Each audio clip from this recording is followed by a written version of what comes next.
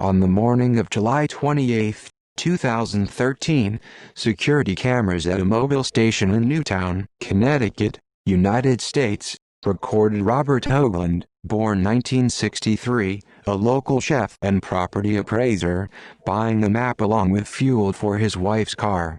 He was last seen by anyone who knew him later that morning, when his son said goodbye to him while Robert was mowing the lawn of the family home, a conversation also witnessed by a neighbor.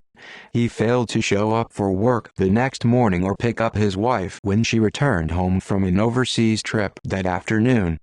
He was reported missing and his whereabouts are still unknown. Police investigated several sightings of Hoagland over the next year, mostly nearby.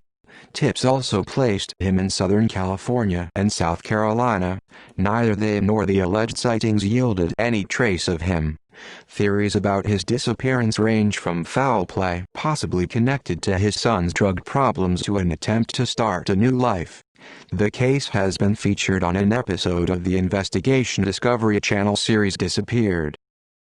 Background: Hoagland and his wife Lori, a culinary arts teacher at Newtown High School, lived on Glen Road in the town's Sandy Hook section, where they had raised their 3 sons to young adulthood.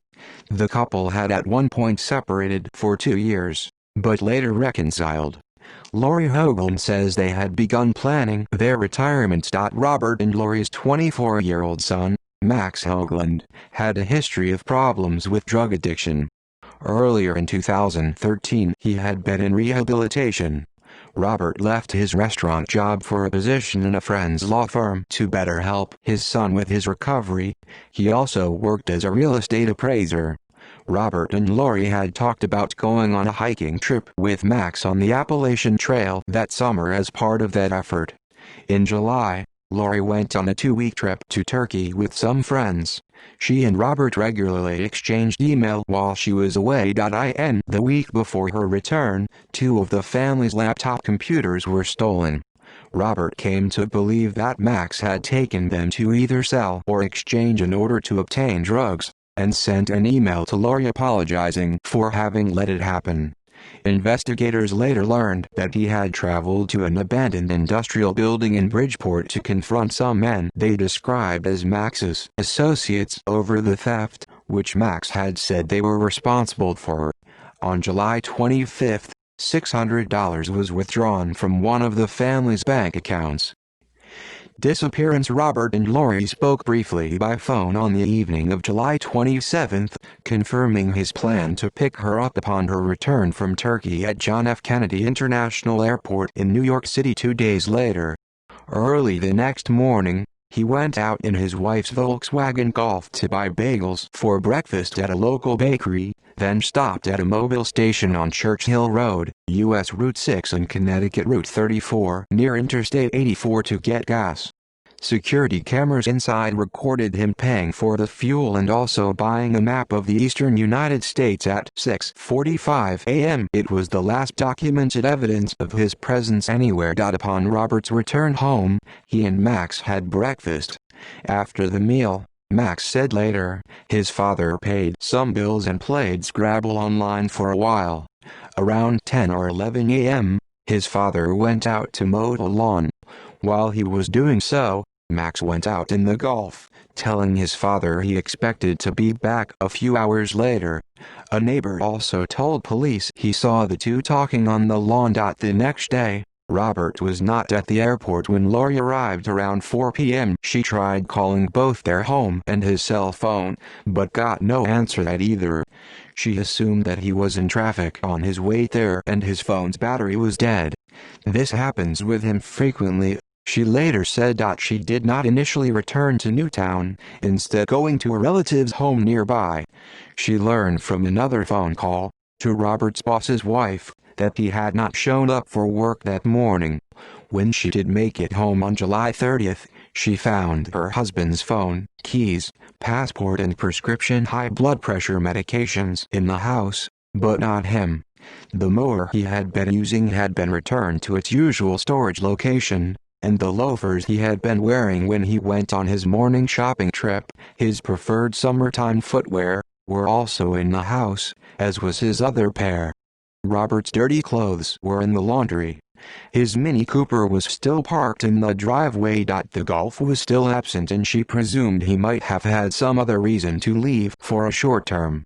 But then Laurie heard from police in Bridgeport that they had arrested Max the night before, near the same building where his father had gone a few days before to confront the men Max had told him took the laptops, a location known to the police for drug sales and prostitution.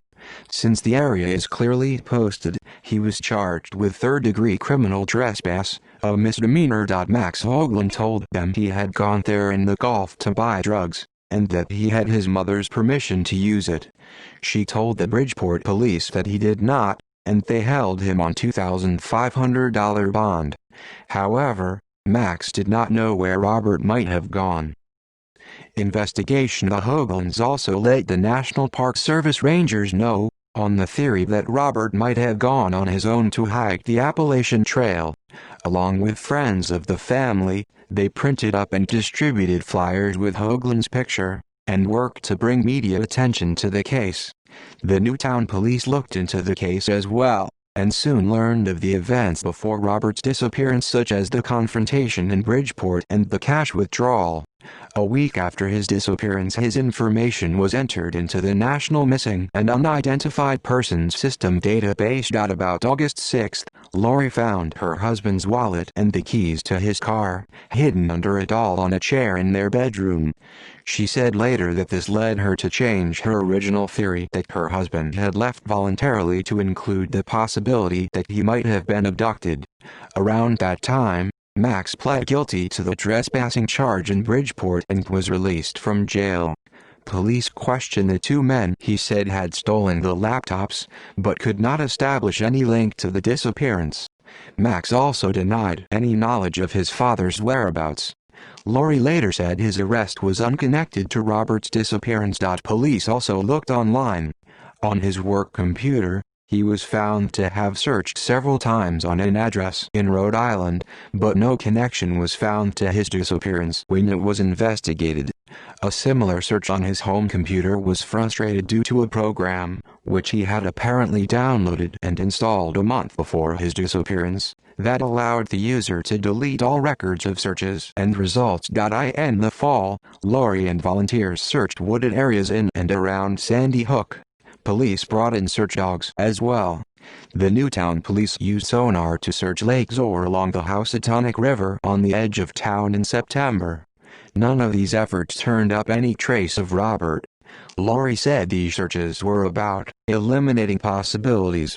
The next month, Chris Hoagland, the eldest son, left his job in the tourism industry in Hilton Head, South Carolina, to take over his father's responsibilities around the house. Also in September of 2013, the family began the court process necessary to appoint a trustee to represent Robert's interests, although they hoped it would not be necessary. Possible sightings. Later in September, 2 sightings of men matching Hoagland's description were reported in Rhode Island, which borders Connecticut to the east. A man with a backpack was seen walking along Rhode Island Route 117 and Interstate 95 near Warwick. It turned out to be someone else. A short time later, Rhode Island Department of Transportation workers also reported seeing a similar-looking man, also with a backpack, walking west along Rhode Island Route 165 near the Connecticut state line at Volantown. Police were unable to locate that man or determine his identity. In December, the Los Angeles Police Department asked citizens of that area to be on the lookout for Hoagland, who his family said had connections to several Los Angeles suburbs, including Hollywood. While no significant sightings have been reported there, in January another sighting came, much closer to Newtown. Someone reported to police that they saw Hoagland at a Savers thrift store in Brookfield, just to the north. He was reportedly driving a car with New York license plates. However, review of security camera video from the store was inconclusive. Around the 1-year anniversary of Robert's disappearance, in late July 2014, another sighting near Newtown was reported. A man told officials of the Putnam County, New York, Sheriff's Office that he had seen Hoagland going into the county jail in Carmel, the county seat, a short distance from Connecticut, and then leaving after 2 minutes. However, the only video footage the county could find that might have shown the man was from the building's exterior, and the man on it could not be conclusively identified. At that time, some of the Hoagland family friends complained about the slow pace of the search. They believed the possibility of criminal activity was highly likely in the case, and that the police had tacitly concluded that he had left the area of his own accord in order to devote less resources to the investigation. All we know is that he went to the Churchill Road Mobile gas station, filled up his car and bought a map. "We're at the same place we were at day one," said one officer. They faulted the police for not publicizing the case more or enlisting the assistance of other law enforcement agencies. In his department's defense, Kehoe said detectives were still putting a lot of effort into the investigation. In November 2014, Newtown police received another tip that Robert might be working in a restaurant in Myrtle Beach, South Carolina. They clarified to a local newspaper that the tipster had not claimed to have actually seen him, only that he might be there. Their counterparts in Horry County, where Myrtle Beach is located, provided assistance. At that time, Richard Robinson, a Newtown supervising detective, stated, "We cannot say how long it may be before it's known whether Mr. Hoagland is in South Carolina or not." Disappeared episode. In 2016, the producers of the investigation Discovery series Disappeared focused an episode on Hoagland's disappearance. Since there had been no significant leads or sightings since late 2014, Newtown police and the Hoagland family, who cooperated, were hopeful that it would produce some new information. The episode, "A Family Man," aired on May 31st. Theories. Everything is on the table, Newtown Police Chief Charles Kehoe said in 2014, as what might have happened to Robert. Two possibilities have emerged: that he was the victim of foul play, or that he decided to walk away from his life.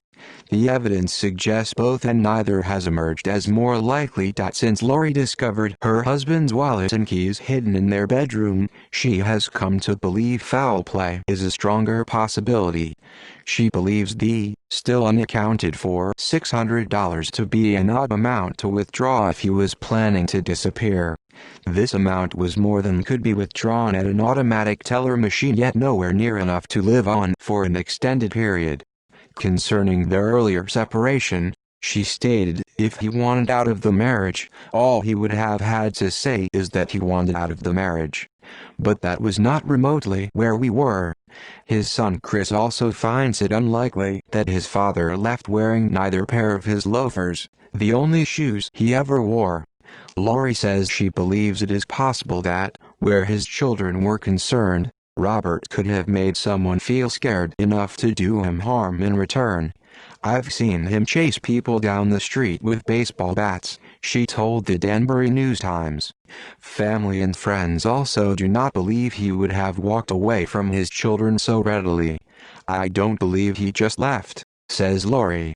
"Wouldn't he have surfaced by now?" The Hoagland family believes he is no longer in the Newtown area. "He's going to be stumbled upon," Lori said. "Someone's going to find him accidentally, and I hope that sooner than later." His son Chris states, "What if he was taken, and he's in a hole somewhere? I don't want to think it, but I have to." See also: List of people who disappeared. References. External links help us find Hoagie on Facebook, page set up by family.